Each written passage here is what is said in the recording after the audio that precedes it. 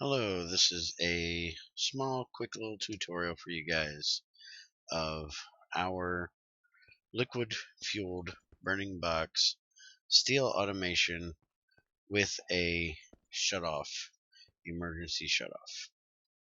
So, first things first, just a regular ceramic crucible, ceramic mold. You want to make sure you put it on auto pour and redstone. You'll need a hopper underneath with a chest in front to catch the stuff. And I'm using a steel burning box. It does it at a pretty decent speed, but it won't overheat your crucible to where you got to restart it. Put in the carbon. You can put up to 15 batches at one time. So you would put all 15 carbon in first, and then 15 times 50 steel, or 50 times however many carbon you put in. But always make sure the carbon goes in first, and that's what this hopper and chest are for. 2 thermometers for this and a little bit of redstone wire. Let me grab my crowbar here. I'll pop these off so you can see what's going on underneath here. And I'm going to go ahead and light this up while I'm explaining so you can see it run. This is a liquid fueled burning box, so it'll stop automatically. That's the important thing about this setup. And underneath here you will see that there is a piston. So the redstone signal from this one is leading down here, going into this block, which is then transferred into the piston, and that is the automatic shutoff.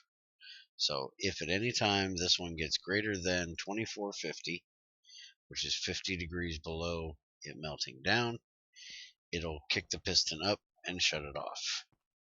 It's the only thing that has to be done on that one. For anybody that doesn't know, to change the function of the thermometer, you just use a screwdriver on them. And I'm not going to do that one, but I'll show you on this one over here. If you want to change to a different mode, you hit where the numbers are. If you just want to change like hexadecimal or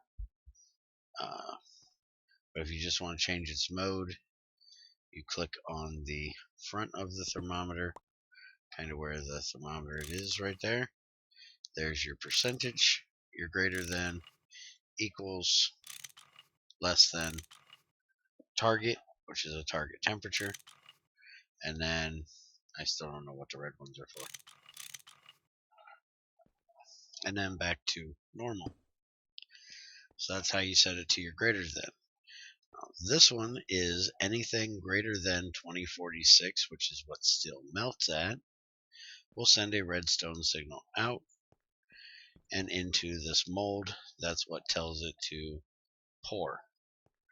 So this is completely automatable, completely safe. As long as you keep it chunk loaded, it should have no problem with you leaving it. We've put big loads in there and ran it and left to go do other things and come back and it was all done. This is what we've got just stocked up now from running it before. You could, if you wanted to, if you, like on your first run, if you were interested in what the temperature was getting at to make sure everything was safe, you will not hurt anything by putting another thermometer there, which will give you a temperature readout. And you also have the hand thermometer that you could check it with. But with all automations that you do, especially with a crucible, it is wise to keep an eye on it for the first setup. Even if you get the setup from somebody that you are sure they know what they're talking about, still, when you set it up, watch it the first time. Safety is always number one. Now, for anybody that is interested, I will show you this setup. It is not quite complete, but it does work. This is for doing iron from magnetite. We have two hoppers here. One of them is set to 7 with a screwdriver. The other one is set to 3. The 7 side is for the magnetite. The other side is for the dark ash. They go into this hopper, which is locked with a redstone torch on the red wire back here, or will be locked when it needs to be. It's unlocked at the moment. And then the red wire goes to both of these, so when it gets a pulse, it'll send exactly 7 and 3 into it.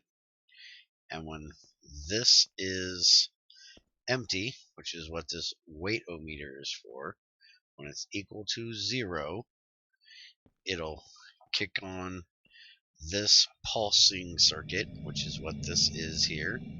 You have a repeater set to 1 tick. You have a comparator in comparator mode going into a block with a redstone torch to invert it. We have 2 molds on this one with 2 hoppers underneath. It'll give you 2/3 iron to wrought iron. So you will get wrought iron with this setup, with this burning box.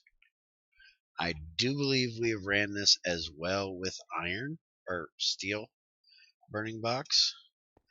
And you can use this same auto shut off here on this. You would just have to put it on this side right here and run it down and under. This could also be ran with a liquid setup, but it works perfectly fine just like this. No thermometers needed.